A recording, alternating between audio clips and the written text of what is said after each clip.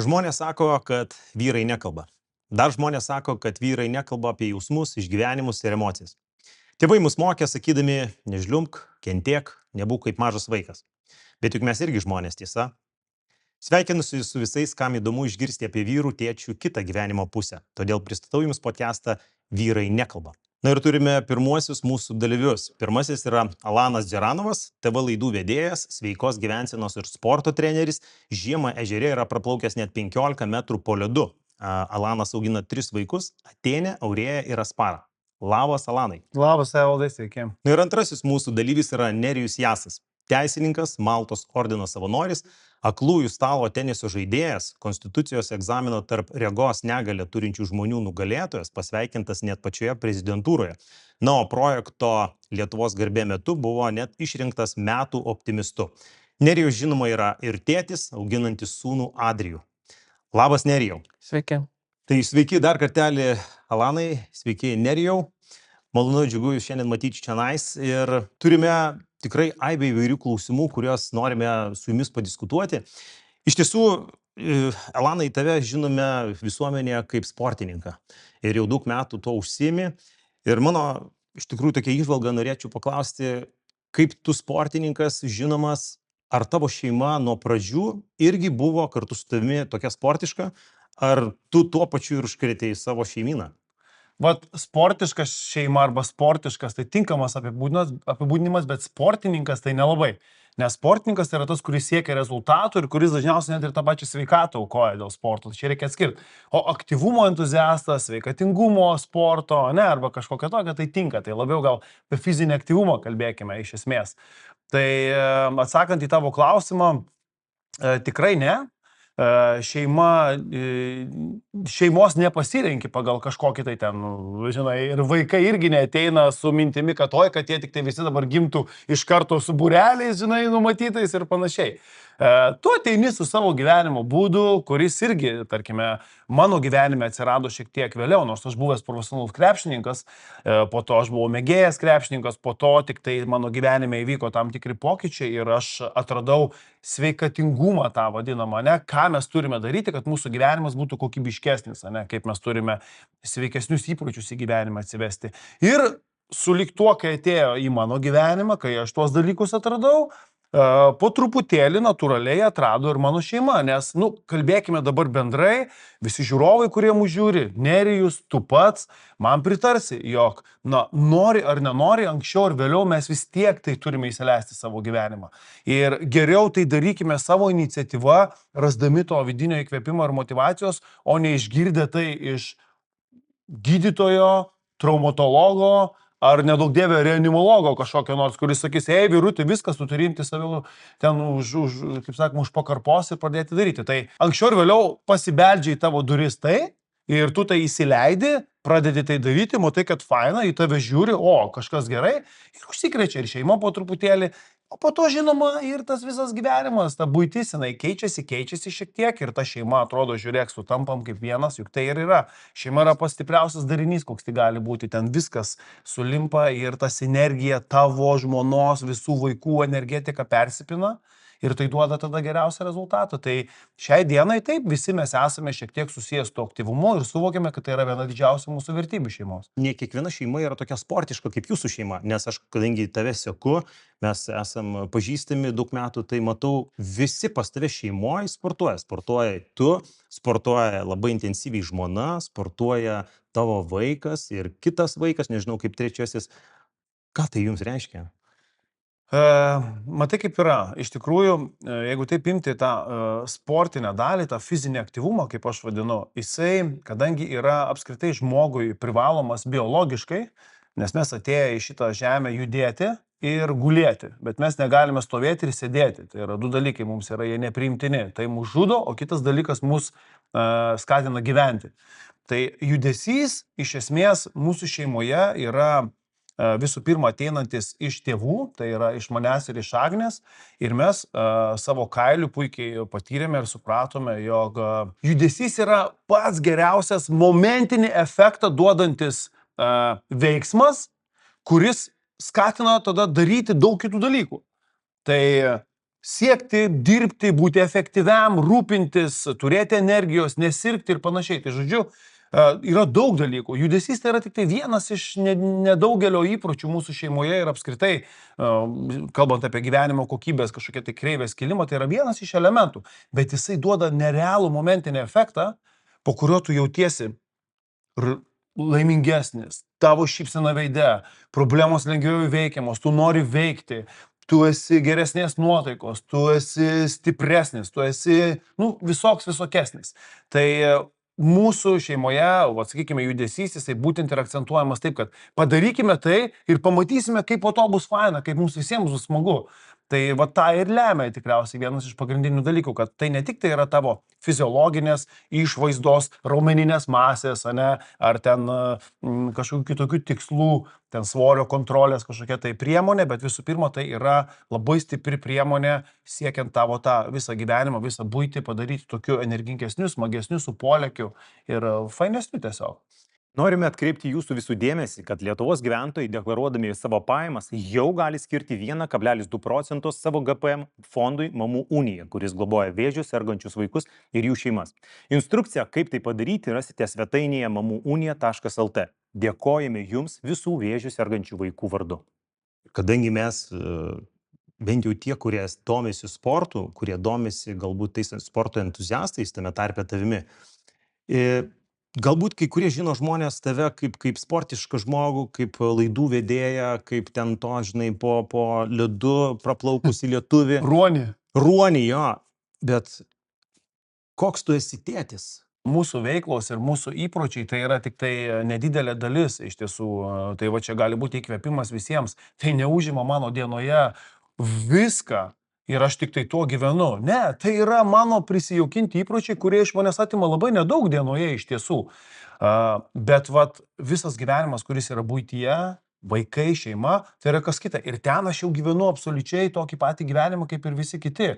Aš pergyvenu, aš kartais pakeliu balsą, aš nerimauju, aš kartais plaku save už tai, kad aš kažko nepadarau, kad aš neskiriu laiko, aš visą laiką galvoju, kad aš noriu būti kažkoksai tai dar geresnis, idealus, aš klausausi daug medžiagos, aš visą laiką domiuosi santykiais, domiuosi vaikų auklėjimu, nes yra etapai, kuomet iki vieno etapo tu turi elgtis vienaip, iki kito kitaip, žiūrėk, jau vienas vaikas toks, kitas toks, bandau sugaudyti galus. Visų antra, tai yra dar ir labai stipri sinergija su žmona, ne tik tai mano kaip tėčio, ta prasme, kaip mes kaip pora turime elgtis su vaikais ir kaip aš atskirai turiu elgtis su vaikais.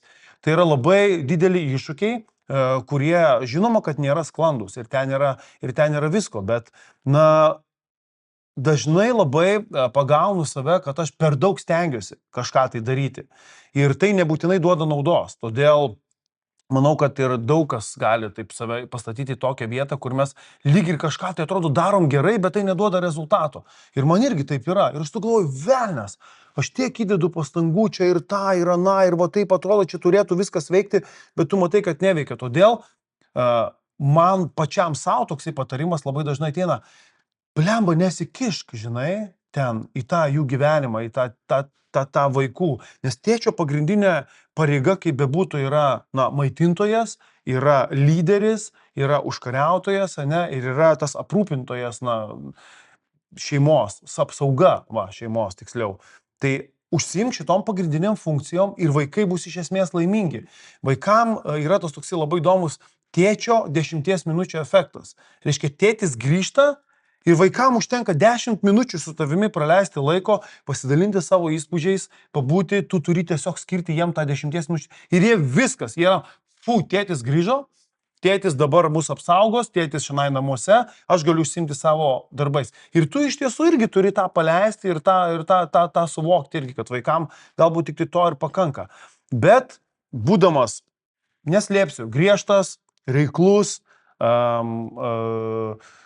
tas, kuris bando šeimoje palaikyti vertybinį kažkokį pagrindą, nustatydamas kažkokius, tai sakykime, ilgalaikės tokias perspektyvas matydamas vaikuose, aš labai dažnai tiesiog nusileidžiu iki jų lygio ir fiziškai, ir perkeltinė prasme.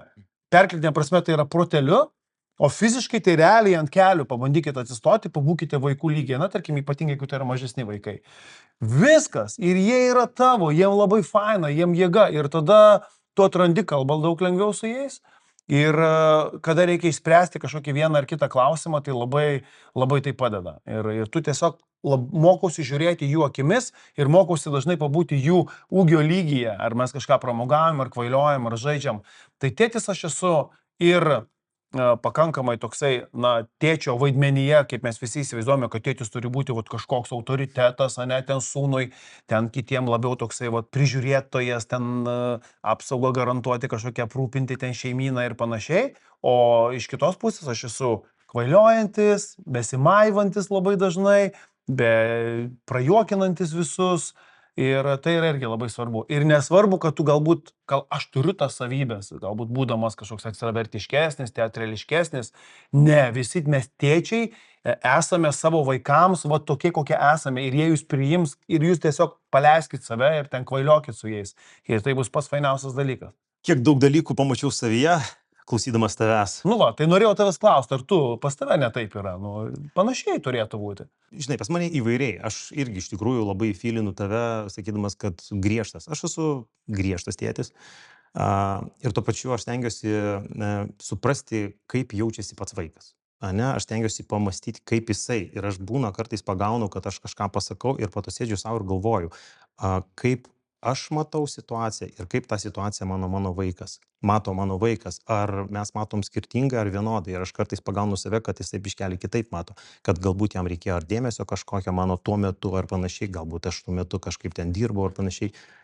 Tai vat, kaip tu nusileidi iki jo lygio fiziškai, tai aš kartais mentališkai pabandau pagalvoti, ką jisai pagalvoja. Man tas padeda.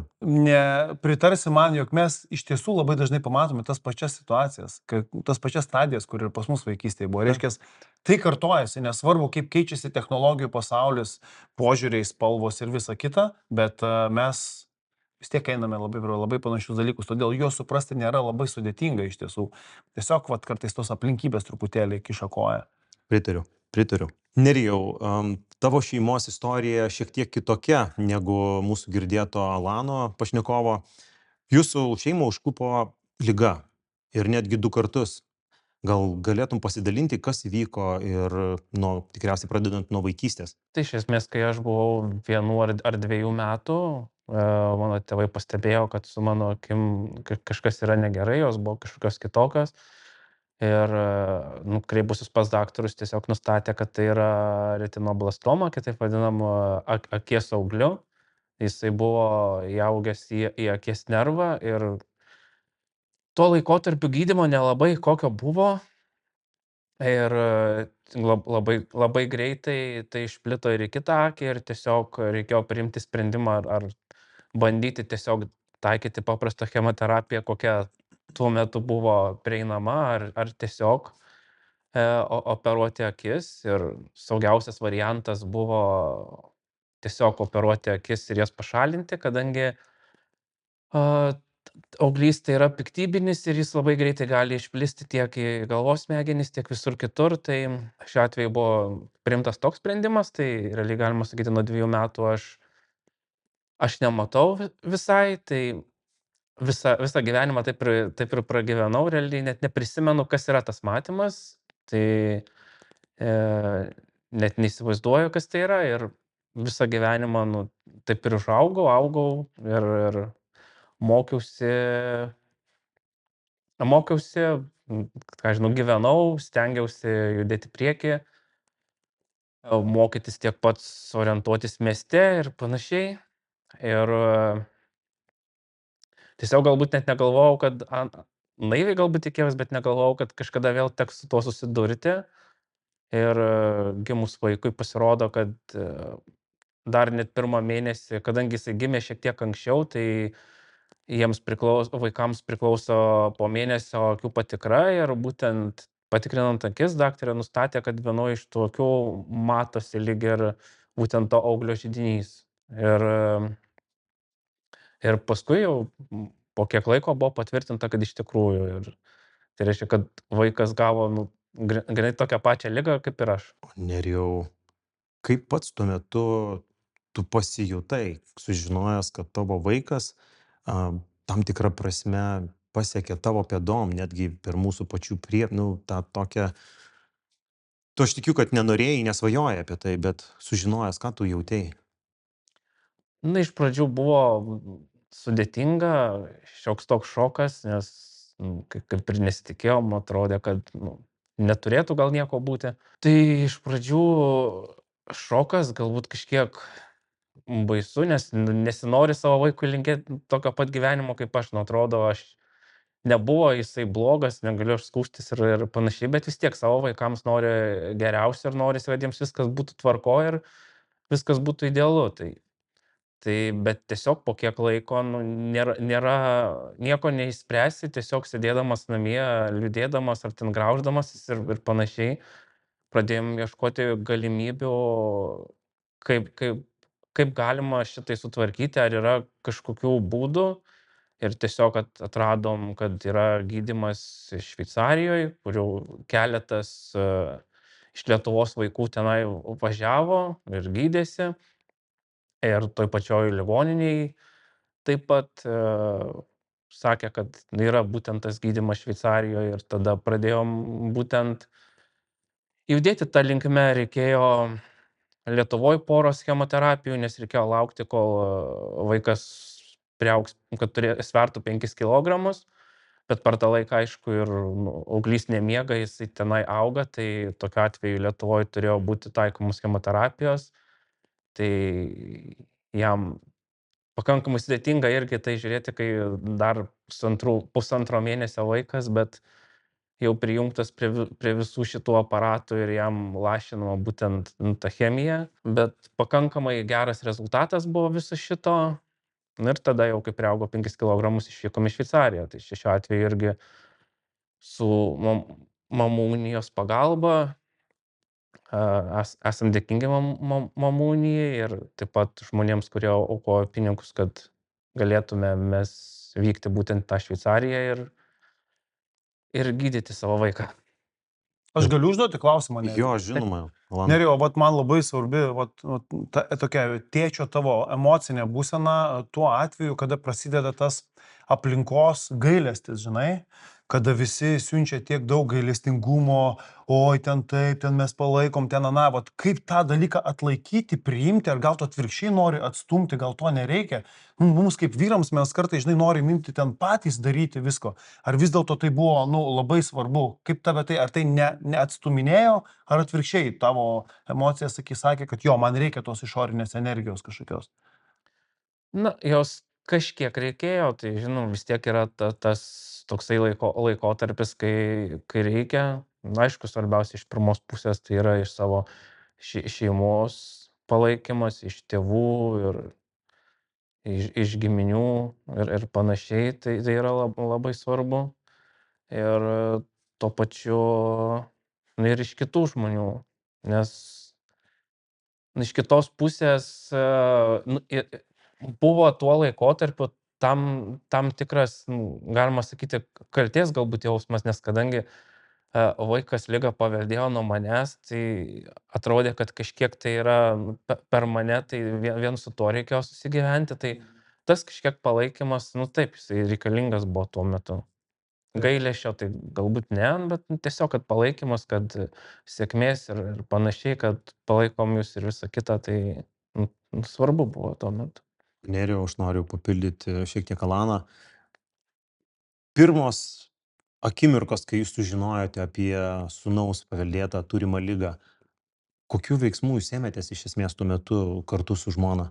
Mes tiesiog iš karto pradėjom ieškoti, kokios yra galimybės dėl gydymo ir kas tai per ligą daugiau pasidomėti, nes realiai aš kai žinojau mažas, kad sirgau, aš niekada labai daug tą ligą nesidomėjau, tiesiog buvo ir viskas. Kadangi vis tiek jau nepraregėsiu ir tai atrodė neaktualu ir praeina kiek laiko, tai tiesiog teko iš naujo susipažinti su ta liga, kas tai yra ir kokie yra gydymo variantai ir tiesiog labiau pradėjom ieškoti to ir tiesiog domėtis toliau kokie veiksmai, kalbėti su daktarais, ką toliau reikia daryti. Ir tada jau užsisukai tuos visus veiksmus, važiavimą į ligoninės, palydėjimai tas ligoninės ir visa kita, buvimas kartu su to vaiku per visas tas chemoterapijas, žiūrėjimas, kokios jau būtent tos reakcijos ir visa kita. Ačiū Nerijau, kad daliniesi, nes tos įžvalgos aš tikiu, kad kiekvienam, kuris žiūri šitą mūsų laidą, yra padrasinimas, nes tos įžvalgos, tos emocijos, tie išgyvenimai, kuriais tu daliniesi kartu su Alanu, tai yra vienu kitu būdu mus padrasina, nes mes suprantam, kad mes ne vieni esam vienoje ar kitoje panašioje situacijoje. Alanai, turiu klausimą skirtą tau. Sakyk, vertybės tavo šeimoje. Ant kiek tai yra svarbu vertybės, turėti kažkokį pamatą vertybių? Čia yra, manau, kad apskritai gyvenimo pagrindas. Mes negalime gyventi gyvenimo neturėdami vertybinio pagrindo. Ta prasme, arba tas gyvenimas bus vienas ištisas išsiblaškymas tada tiesiog. Aišku, tos vertybės susiformuoja, todėl kol tu dar esi jaunas, kol tu bręsti, kol tu gryninėsi savo gyvenimo kelią, tai tos vertybės gali keistis, bet jos būna perimamos ir iš tavo šeimos, kuri buvo prieš tai tave, kuri tave augino, kol tu tapai savarankišku. Tai vertybės šeimoje lygiai taip pat kaip ir nueik į bet kokią rimtą organizaciją, kompaniją, įmonę, holdingą, įmonių grupę, paklaus, kokios jų vertybės, jie visi turi vertybės surašytas. Reiškia, kiekviena rimta įmonė turi vertybinį bagažą, vertybės konkrečias. Lygiai taip pat ir šeimoje. Tai aš manau, kad kiekviena šeima visų pirma turi turėti vertybės. Jeigu jos yra, bet jos nėra išgrynintos, tai labai rekomenduoju visiems išsigryninti, nes tada labai lengva prie jų grįžti, esant vienai ar kitai sprendimo situacijai, konfliktiniai situacijai, neaiškiai situacijai, linksmai, padrasninčiai situacijai. Va, matei, taigi va pas mus tai viskas veikia. Na ir panašiai. Vis tiek tai yra svarbu. Tai tikriausiai viena iš tokių stipriausių vertybių, kurią mes galėtume išskirti, bet reikia dar paminėti tai, jog tos vertybės vis tiek yra atsiradusios iš tėvų. Vėlgi, vaikai jų nekuria, vaikai gali būti perėmėjai, užtvirtintojai ir po to papildytojai, nešėjai toliau. Tai yra blaivybė mūsų šeimoje, tai yra stipri labai vertybė, aplink kurią galima po to dėlioti labai daug kitų dalykų, nes kodėl aš ją išskyriau į pirmą vietą, todėl kad tuo metu, kuomet mes atsisakėme kvaišalų, alkoholio, ten, sakykime, nikotinas niekada nebuvo mūsų gyvenimo pakeleivis, bet alkoholis buvo, aš šiaip esu pats kaukazietis, tai pas mane ten užstalės kultūra dar ir kokia stipri, tai ten yra, iš vis kita kalba, tai čia buvo dvigubai sunkesnis sprendimas. Tai blaivybė pradėjo labai stipriai stiprinti kitas vertybės. Tai blaivybė yra kaip pagrindas, blaivybė tapo žingsnis į tai, jog kad tu pajutai tą efektą po kelių mėnesių, tu supratai, kad tavo ten ta ir energetinė būsena. Reiškia, tu pradedi labiau rūpinti savo vidumi. Reiškia, kita vertybė tokia kaip sąmoningumo puoselėjimas atėjo vėl šeima. Tuomet ateina, reiškia, tavo suvokimas, kad tu gali santykius pakelti į kitą lygį. Vėlgi, santykių vertybė, reiškia, aš ją labiau vadinu vienu žodžiu meilė. Tai po to žodžiu meilė slepiasi ir santykiai, ir auklėjimas, ir meilė vaikams, ir santykiai su savo artimaisiais, ir santykiai su kolegomis, ir santykiai savo darbe ir panašiai. Tai dar viena vertybė, kuri po to pasipildė ir tu matai, kad jinai labai reikalauja daug blaivaus proto tam, kad tu galėtum teisingai tą vertybę puoselėti. Tai iš esmės iš blaivybės kiek išplaukia daug dalykų, bet kitas tai yra labai stipri vertybė, tai yra, pavadinkime tai, sveikesnių gyvenimo įpročių formavimas. Reiškia, mes per edukaciją, per save, vaikams, šeimoje, mes žinom, kad pas mus šeimoje stengiamės taip, einame link to. Tai sakykime, tas sveikesnio gyvenimo būdo tam, kad gyvenime būtų viskas truputėlį lengviau su polėkiu, kaip ir pradžioje minėjau, ir efektyviau ir taip toliau, mes turime sveikesnę gyvenseną puoselėti. Vienaip ar kitaip ten nepušiant, ne reikalauti iš vaikų, ne varžyti ten jų į rėmus, įstatyti, kad turiu sportuoti šiandien būtinai ir panašiai. Ne.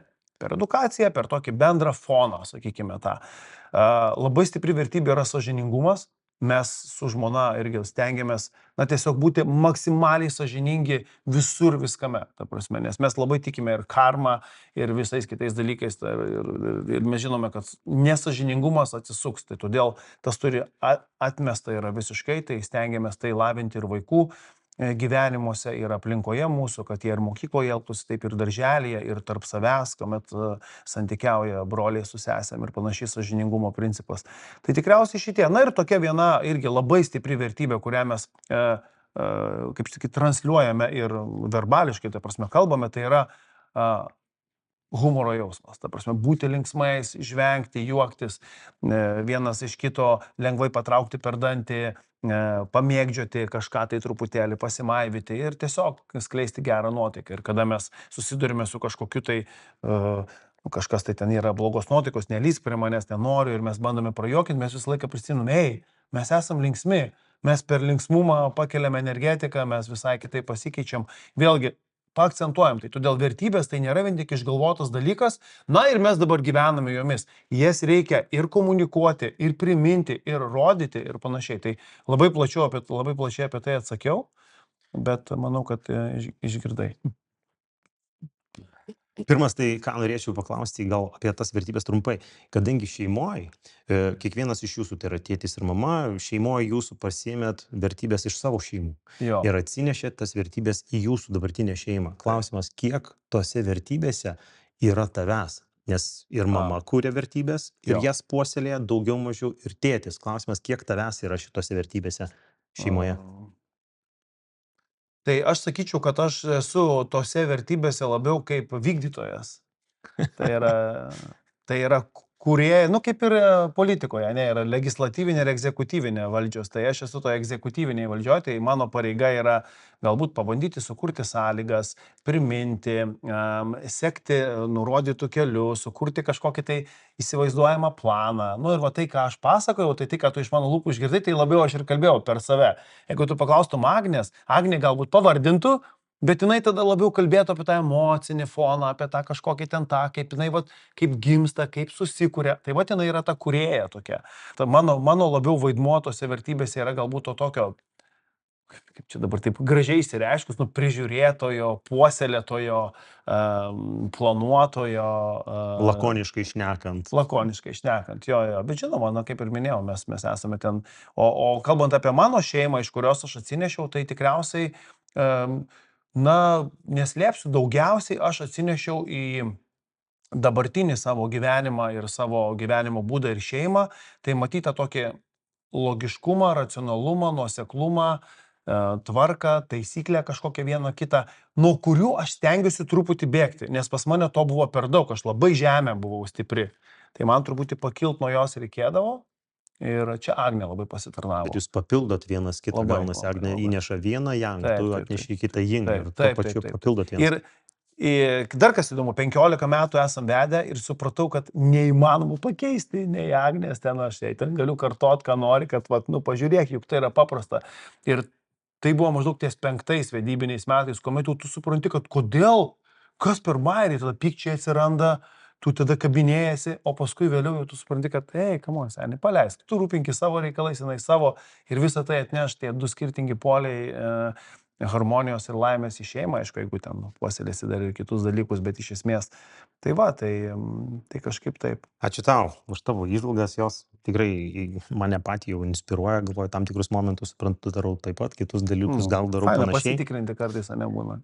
Nerijau, klausimas eina tau. Tu kaip teisininkas, vyras, tėtis, pilietis ir dar įvairių sluoksnių socialiniuose modeliuose, nu, buvėjas ar ne, įvairių tų rolių turėtojas. Kokia yra tavo kasdienybė?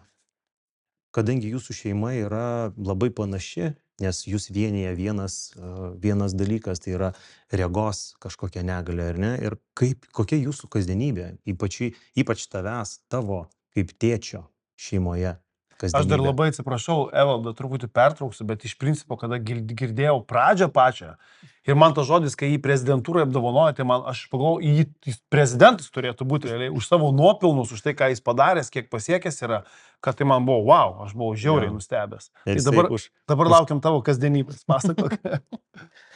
Ne, iš esmės, tai aš nemanau, kad ta kasdienybė skiriasi kažkaip nuo kitų žmonių. Tai yra Viskas kaip ir tas pats, tai kiekvieni mes žmonės turim tam tikrus veiksmus, kuriuos turim daryti, tam tikras užduotis, tam tikrus užmojus, tai juos visus ir vykdau. Tai ta kasdienybė nesakyčiau, kad kažkuo labai skiriasi. Tai tiesiog turi ir darbą, turi skirti laiko, aišku, šeimai ir vaikui, praleisti laiko ir su juo.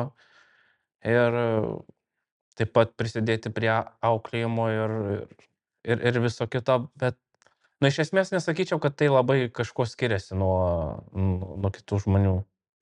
Gal taip atrodo tik iš šono, kad sudėtinga galbūt kai kuriuos dalykus pasidaryti, nematant ar kažką, bet kai toje rolėje gyveni, toje situacijoje, tai tiesiog tai tampa ta pati kasdienybė ir tą patį išmoksti ir pasidarai.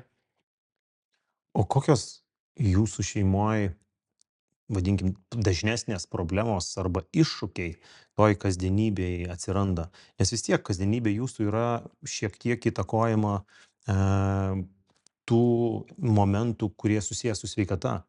Kas pas jūs yra kitaip? Na, iš esmės, galbūt yra sunkiau tik tais, jeigu kažkur reikia nuvykti į kokią nors naują vietą ar panašiai, tai reikia ieškoti galbūt pašalinių žmonių pagalbos, kad kažkas galėtų pirmą kartą parodyti, palydėti ir panašiai. Tai šiuo atveju kartais tenka šiek tiek prašyti kitų žmonių pagalbos, ar ten tvarkant galbūt net kartais kokius ten dokumentus kažkur, ko negali perskaityti ar kažką. Tai tokie dalykai dažniausiai būna kažkoks iššūkis, o iš esmės visa kita, tų kliūčių ir kažkokių iššūkių pasitaiko kaip ir kiekvieno žmogaus gyvenime. Nėra kažkaip sudėtingiau. Aišku, kadangi kai vaikui visokios procedūros į Šveicariją, tai iškrenta ten kelios dienos, bet dažniausiai taip tenka, kad aš lieku namuose, laukiu jų grįžtančių, žmona keliauja su vaiku, tai jei tokiu atveju tenka ta didesnė iššūkių dalis, kas susijęs su gydymu. Tai žmona, aš suprantu, perima labiau, kadangi jinai turi regos tą negalę mažesnę, tai jinai daugiau tarsi pasirūpina tais momentais su vaiko gydymu, galbūt ir šeimoje daugiau atsakomybių prisijama. Jų yra šiek tiek daugiau, taip. Tiek su pačiu gydymu, tiek kitais atvejais, ką reikia ir pamatyti ir panašiai. Tarkim, aš, kai dar vaikui gal buvo kokie 2 metai ar panašiai tokių metų, labai sunkiai prisiruošdavau eiti, tarkim, vienas su juo kažkur į lauką, nes tiesiog aš suprantu, kad jis dar pakankamai mažas, kad suprastų, kad negalima kažkur bėgioti labai į šoną, kad aš jo galiu nerasti ir panašiai. Tai tokiu atveju būdavo, žmona eidavo su juo dažniau, nes vis tiek jinai šiek tiek mato, jai tokiu atveju yra lengviau. Dabar, kai jisai jau yra vyresnis, tai galim jau kažkur išeiti ir dviese, nes jisai jau po truputį supranta, kad negali kažkur taip tiesiog nubėgti ir pasislėpti, kad tiesiog nebūtinai turi eiti visiškai šalia manęs, bet taip, kad aš tiesiog girdėčiau ir žinočiau, kur jisai yra. Galiu paklausti, Nerijaus? Taip. Drąsiai. Labai įdomu, Nerijau, pabandykim. Žinai, mes čia dabar kalbam taip truputėlį liūdniau, o tu juk vis tiek gyveni tą gyvenimą, žinai, tu prie jo pripratęs esi, o esi, pavyzdžiui, pasidžiaugęs arba radęs privalumų tame, kad tu, sakykime, kažko tai nematai. Na, žinai, čia gali, tegul nenuskamba tai dviprasmiškai, bet iš tiesų, gal tu tikrai tame kažkokiu, atradęs esi ir džiaugsmų. Gal tu nematai bardako, žinai, kambarį atsiprašo, žinai, arba ten, nežinau, kažkokių tai kelių nesutvarkytų, žinai, mieste.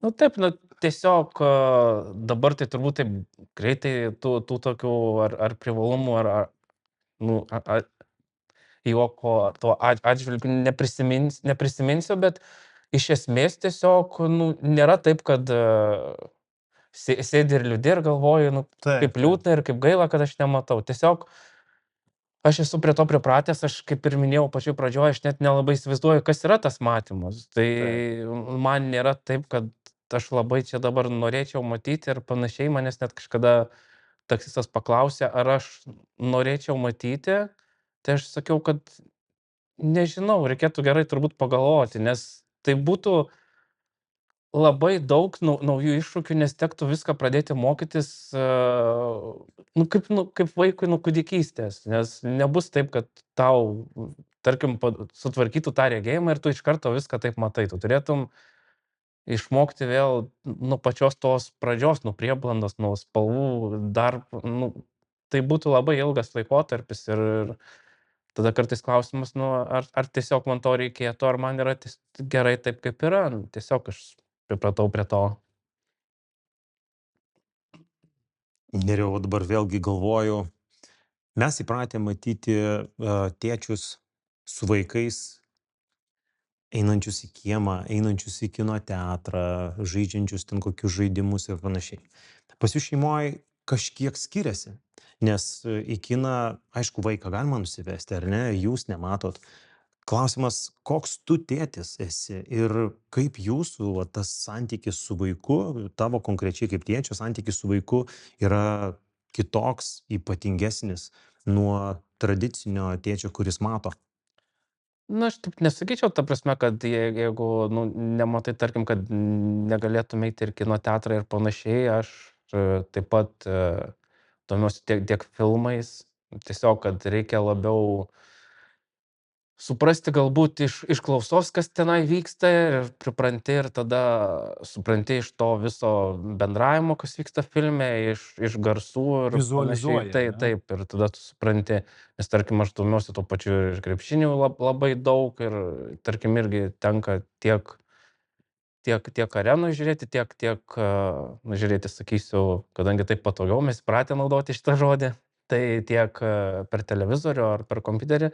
Tai iš esmės, mes su vaiku galim tokius dalykus daryti, eiti tenai į filmus ir panašiai. Taip, tarkim, kieme su žaidimais yra šiek tiek sunkiau, sudėtingiau, nes aš ten kokio kamuolį ten paspardyt ar kažką yra šiek tiek sudėtingiau išėjus, nes reikia, tai vyks daug lėčiau ir galbūt vaikui šiek tiek nuobodžiau. Tai tenka rasti kitų kažkokių pramogų, ką mes galim daryti. Tai vis tiek namie, kas jam įdomu, su juo pažaidi. Tiesiog gali tą patį, kad ir filmą ar kažką, ką jisai žiūri, su juo kartu sėdėti. Jei jam kažkas įdomu, jisai pasakoja, kas tenai yra. Svarbiausia, tada stengiasi išklausyti, kad vis tiek tas toksai ryšys būtų. Tiesiog viską bandai, kas įmanoma ir kas prieinama. Bet aš dabar klausau Nerijaus ir galvoju, blemba, ir man taip norėtųsi, žinai, sėdėti, kad vaikas man kažką pasakotų, kad bandytų parodyti, kad tu tada galėtum pareflektuoti. Jo akimis matai pasaulį. Taip. Ir atrodo, kad tu kada kažko irgi, netenki, kada tu ten lakstai kažkur, tai vaikas žiūri, jisai žiūri savo, tu tada savo. Čia vėl kažkoks ryšys labiau. Ir tuo pačiu, Alanai, kadangi tu nežinai, kaip kažkas turėtų būti, kol tu neparagauji ledų, nežinai, koks jų skonis, tai tarsi kaip ir viskas tvarkoja, nes tu nežinai to, nesi pažinęs. Tai tą patį girdžiu, ką Nerijus sako, kol jis nėra to pažinęs, kas tai yra rega ir visą tai, jam viskas atrodo natūralu ir viskas kitaip, negu mes galvotume, kad turėtų atrodyti. Alanai, aš turiu klausimą, sakyk, jeigu vaikų auklėjimas yra įprasta mąstyti, kad turėtų būti konkretus, turėtų būti griežtas arba atvirkščiai turėtų būti visiškai palaidas, lengvas, liberalus ir panašiai. Ką tu darai kaip tėtis kitaip arba neįprastai savo šeimoje auklėdamas vaikus? Geras labai klausimas. Iš tiesų šitoj vietoj šiuo klausimu turiu šiokią tokią savo filosofiją, bet aš jos dar nesu pasiekęs galutinai, nes dar nesu išauklėjęs. Ir kada mano vaikai jau išeis į savo gyvenimus, tada galima bus apie tai labai detaliai pakalbėti ir pažiūrėti, ar mano planas pavyko ar ne. Tai gal tai skamba labai žiauriai, bet iš tiesų gal nėra tas planas toksai jau labai ten kažkoks griežtas ir kategoriškas, bet vis dėlto yra tam tikros žinios, pojūtis tam tikras, kuris mane veda į tą auklėjimo kažkokią tai filosofiją savo susikurtą. Tai visų pirma, kalbant apie pojūtį, Aš visą laiką stengiuosi vadovautis tokia mintimi, jog vaikai gali puikiai išgyventi be tavo pagalbos. Visų pirma. Jie turi visas priemonės išgyventi šitam pasauliu, net ir be tavęs. Iš principo. Tu gali tiesiog šalia vaikščioti ir jie užaugs pilnai laimingai. Kitas dalykas, tai čia yra viena iš tokių. Vis sau primenu, kad kartais reikia back off, daryti atsitraukti. Kitas dalykas, mane visą laiką imponuoja tos vaikų auklėjimo patirtis, kurios turi istoriją jau šiokią tokią. Tai istorija turi tos auklėjimo patirtis, kurios siekia jau 1000 mečius, o ne 100 mečius. Tai ką aš noriu labiau pasakyti, kad aš esu labiau linkęs į auklėjimo patirtis, kurias mes dažnai perimame, išgirstame, pritaikome kažkur tai ir panašiai. Labiau esu linkęs žiūrėti į tas senovės civilizacijas, į panašiai. Gal čia turi įtakos ir ta, sakykime, mano kaukazietiška prigimtis, nes, sakykime, ten, jeigu mes pažiūrėsime į vaikų auklėjimą ir augimą, ten mes galime vis dar išvelgti tą būriavimąsi, ten be skirtingų amžiaus, visi vienoj krūvoj, ten yra daug niuansų, bet aš dabar nenoriu, bet gal ten irgi yra to šaknis, truputėlį senų, ten, sakykime, iranietiškos kilmės, kadangi yra ten mano ta Kaukazo tauta, ten ir panašiai, tai ten, sakykime, labai senovinės civilizacijos yra palietusios jas. Gal yra kažkokios tai ten užuomasgos. Ir kitas dalykas yra vis tiek tam tikros vaiko augimo stadijos, į kurias tu turi jau pritaikyti šitas savo 2 kryptis, kurias aš turiu į augimo stadijas. Tai visų pirma, tai yra stadija nuo gimimo iki 6 metų, kuomet dominuoja betarpiška meilė ir maksimalus rūpestis ir daugiau praktiškai nieko. Tu nieko vaikui nei aiškinti, nei mokinti, nei girti, nei apdovanoti, nei ten kažko nereikia. Jisai turi būti tiesiog mylimas ir nešiojamas ant rankų ir jo besirūpinant. Toliau eina žaidimų fazė, tai yra nuo 6-7 metų, maždaug iki 12, iki 11 metų, kuomet yra gyvenime su vaikais mezgamas ryšys per žaidimą, per buvimą kartu, per žaidimą kartu, per laiką kartu, kažką tai veikiant ir panašiai. Ir vėliau, tai yra jau į kurį dabar žengia mano vyresnysis sūnus, tai yra draugiškumo fazė. Tai yra ta fazė, kuomet tu jau tampi su savo vaikais labiau draugas ir toksai palaikantysis. Ir jeigu vaikas su tavimi gali kalbėti, gali tavęs klausti, gali tau atsiverti, gali su tavim pasidalinti, tai žinok, kad tu esi galbūt visai neblogojame kelyje, kalbant apie tą 3 fazę. Tai yra tos tokios 3 gyvenimo tie etapai, kuriuos aš orientuojuosi ir bandau pritaikyti tos savo 2 požiūrius, kuriuos pradžioje minėjau. Tai yra kartais, tiksliau, pasistengti nesikišti tam tikrais momentais ir vadovautis truputėlį tą tokią, sakykime, jau patikrintą metodiką, kur yra tam tikrų būdų parodoma meilė, tam tikrų būdų skatinamas bendruomeniškumas, tam tikrų būdų skatinamas savarankiškumas, skatinamos iniciatyvos, bet apie tai galbūt dabar labai neišsiplėsiu. Bet tiesiog Aš labai pagavau vieną tavo mintį, kai tu sakei 10 minučių su vaikais ir tada jau, žinai, jau to laiko užtenka. Tėčio efektas, grįžtančio tėčio efektas vadinasi. Jo, ar čia tu manai, kad tiek ir reikia skirti, ar tu įprastai tiek ir skiri per dieną savo vaikam? Aišku, turi 3. Jo. Tai kiekvienam reikia tarsi po 10 Na, arba visiems iš karto. Tai. Koks tavo tas laikotarpis, kurį tu galvoji, kad reikia skirti vaikams per dieną? Laiką vaikams iš tikrųjų sąmoningai skiriu pakankamai nemažai ir iš tiesų net kai ką aukoju dėl to, aukoju tam tikrus savo darbus, nes man tai yra labai svarbu. Tiesiog tai yra jau galbūt, sakykime, nebe kaip auklėjimo kažkoks tai būdas, o labiau kaip mano pomėgis. Čia toks vienas iš...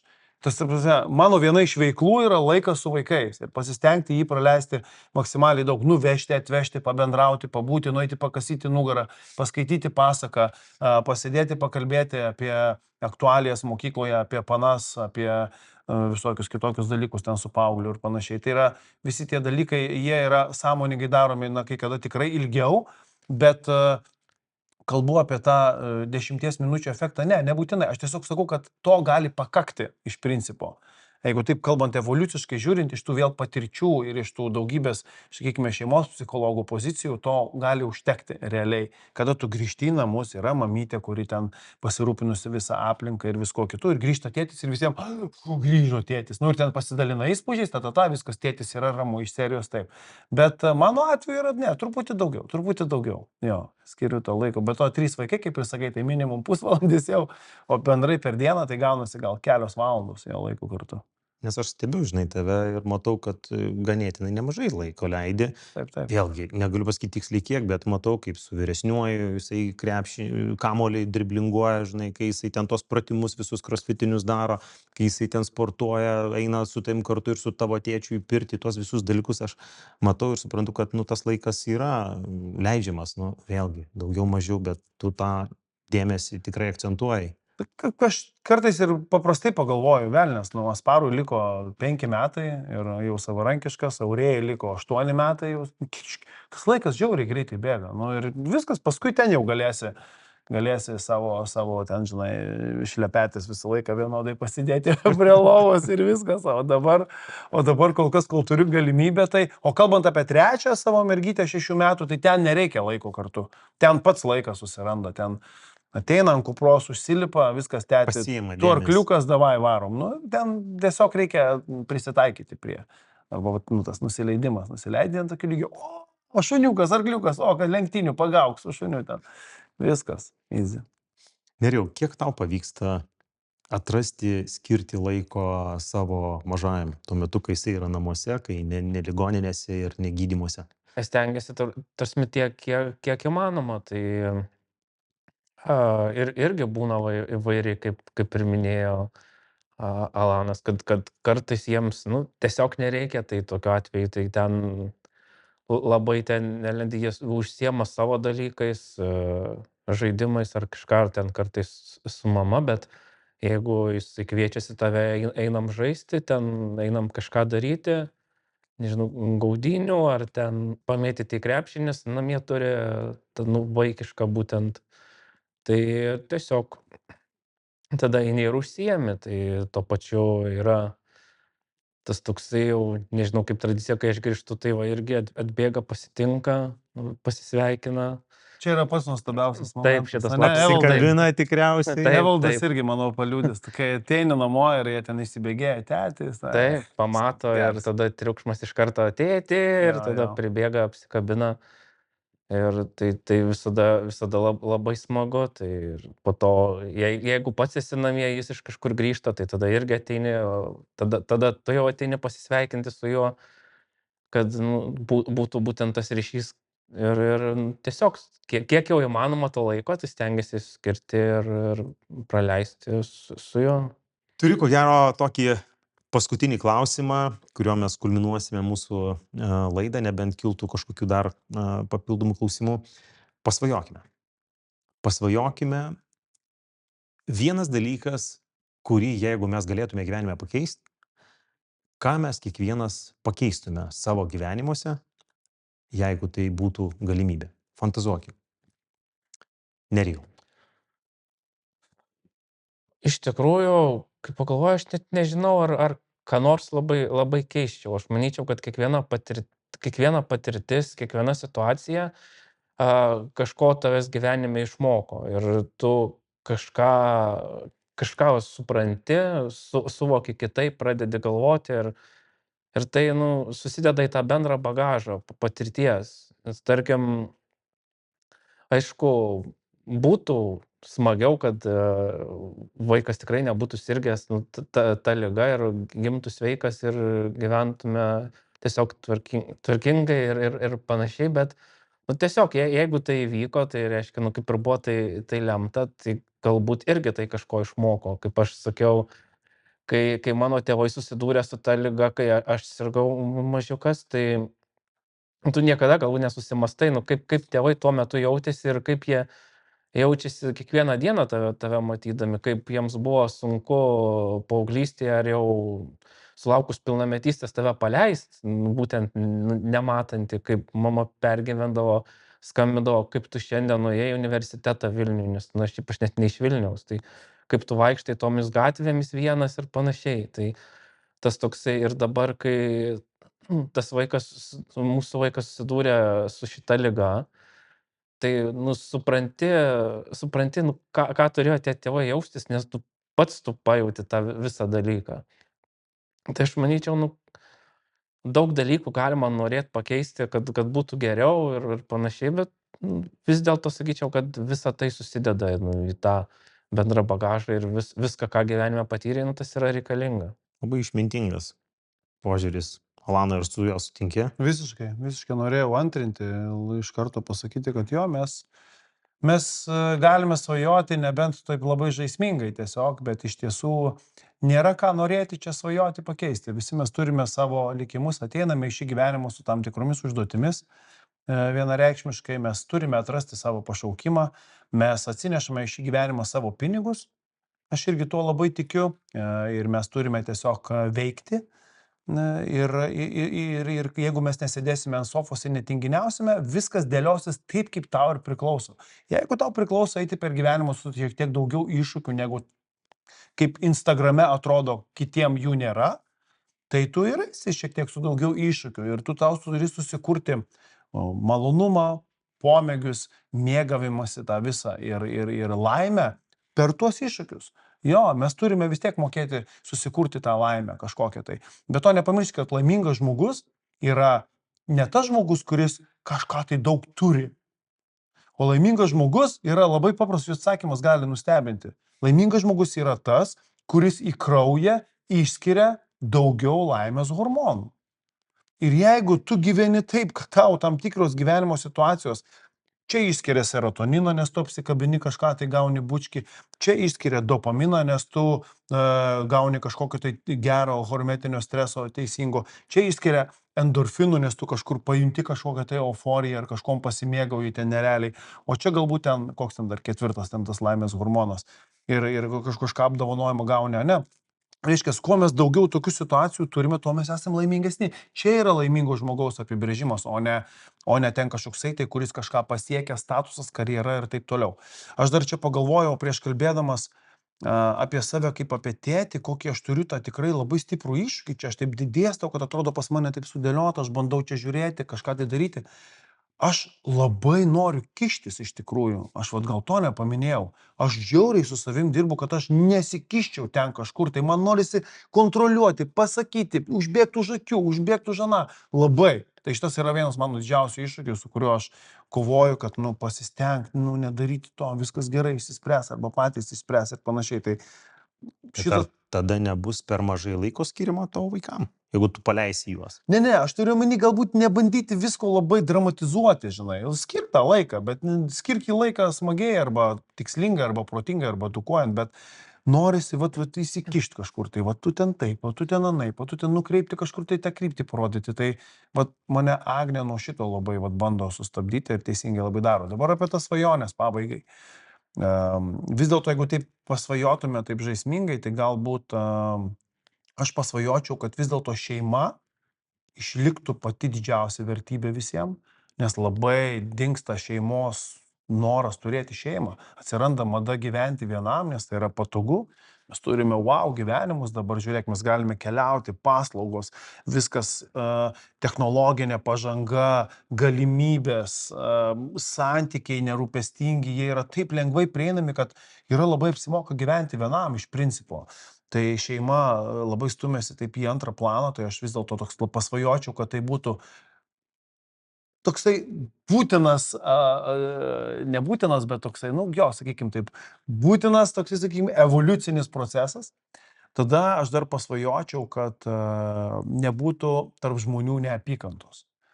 Tokį paprastą dalyką. Tas toksai nebūtų to smerkimo, teisimo, kritikos. Ko? Heito, tos neapykantos, tos tokios, nes atrodo, iš kur jinai pa žmogų atsiranda. Tu atrodo, eini viena linkme ir bam, tau kažkur tai iš šono spiria. Aišku, dabar pakalbėtume su įžvalgų specialistais įvairiais, tai tikriausiai pasakytų, kad tai yra antras polis, kuris vėl tave gal stengia, gal verčia tave tobulėti, kažkur tai ir taip toliau. Gal yra gal tame naudų kažkokių tai, bet aš giliai įsitikinęs, kad mes galėtume be to gyventi. Tai gal tokios paprastos svajonės. Ačiū Jums, bičiuliai. Ačiū už tą tokį tyrą, paprastą ir lengvą pokalbį. Aš manau, kad kiekvienas iš tų visų įžvalgų savo kažką pasiėmėm, kažką davėm. Aš tikiu, kad tas įžvalgas išgirdo ir mūsų žiūrovai. Ir labai labai tikiu, kad šiandien žiūrėdami ir padrasinimų gavot, ir gavote kažkokių įžvalgų, kurios galbūt jūs kamavo tam tikrą laiką, galbūt jūs esate dabar tam tikroj situacijai, žmonės, žiūrovai, kur yra nežinomybei ir galbūt Nerijos atsakymai, galbūt Alano atsakymai apie šeimą, apie vaiką, apie tėvystę, apie ligą šeimoje davė tam tikrų atsakymų ir pasidarė gal lengviau. Aš tai labai norėčiau mamų unijai padėkoti, nes labai įdomus pokalbis, labai reikalingas toksai. Tai visų pirma, labai geri klausimai, Evaldai, ačiū tau. O iš Nerijaus, tai blemba, kiek įkvėpimo gavau. O sėdžiu, atrodo, žmogus tikrai, kaip mes visi sakytumėm, oi, kaip jis gyvena, ne, vat kaip ką. Bet aš jo klausausi ir blemba galvoju, taigi kaip faina. Ir toks, vat, nu, tave irgi priverčia, vat, nu, keliauti toliau, judėti, vat, atrodo, turėti draugų ir tiesiog, kad viską imi ir darai gyvenime, gyveni, žinai, su savo, kaip sakoma, to gyvenimo keliu ir varai. Tai dar kartelį norėčiau padėkoti mūsų šiandieniniams svečiams, tai yra Alanas Dzeranovas ir Nerijus Jasas. Ačiū bičiuliai, kad atvykot, ačiū už pokalbius, už mintis. Na, o šiandien mes jau savo laidą baigėme. Tikiu, kad gavot padrasinimų ir noriu paprašyti, kadangi mes darome tikrai gerą dalyką, mes gerą misiją vykdome kartu su Mamų unija, skleidžiame tą tėvystės ir vyriškumo ir vėlgi sąsąją su šeima, su vaikais, tą misiją ir skleidžiame vyriškumo ir tėviškumo žinią. Mes darom gerą darbą ir norime, kad jūs mums padėtumėte augti. Tai žiūrėdami mūsų laidą, dalinkitės, laikinkit, pasekite mūsų socialinius tinklus, Mamų unijos socialinis tinklas Facebook'e, Instagram'e, YouTube'e, pasekite mane asmeniškai, Evaldas Venskutonis, ir mes dar sugrįšime su naujais pašnekovais, su naujom idėjom, su naujom įžvalgom. Sekite mus, bus dar gerų, smagių ir vertingų pokalbių su kitais tėčiais, vyrais. Ačiū, kad žiūrėjot ir iki kitų susitikimų. Iki.